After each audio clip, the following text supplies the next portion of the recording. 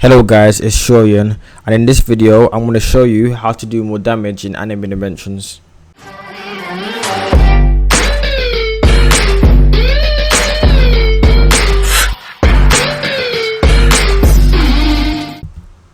In this game, your main source of damage comes from your cards, which comes in 6 different rarities.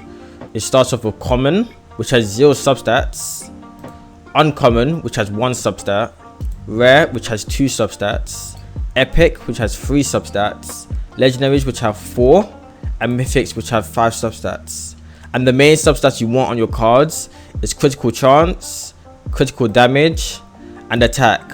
However, as a secondary stats you want to be prioritizing after getting critical charge, critical damage, and attack is cooldown, because this will help you to be able to use your skills a lot more quicker, and it will allow for your sisters to have less cooldown, so you can use them a lot more also. Secondly, having a trait is also another way to increase your character's damage.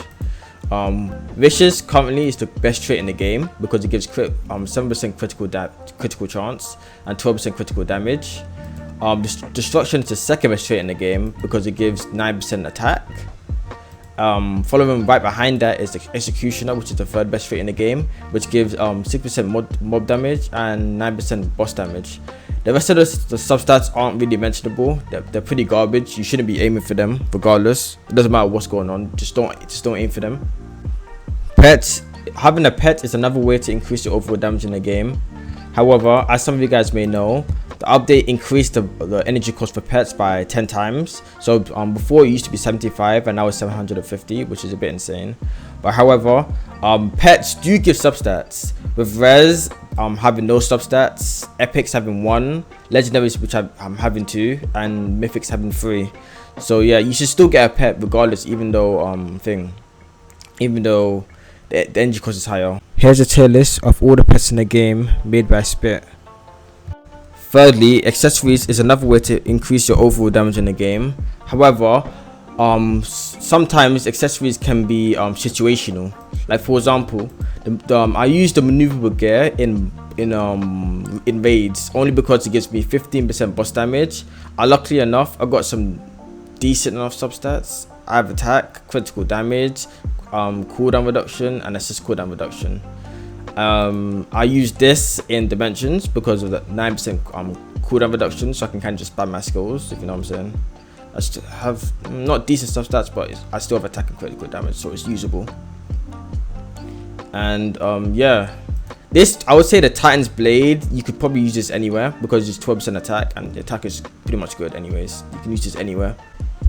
Another point that I want to touch on is that stat bonuses will also help to increase your stats, your overall stats, because every time you complete one of these achievements, you gain some substats. So you gain some critical chance, you get some mob damage, you gain some critical damage, you gain some boss damage, and you gain some attack.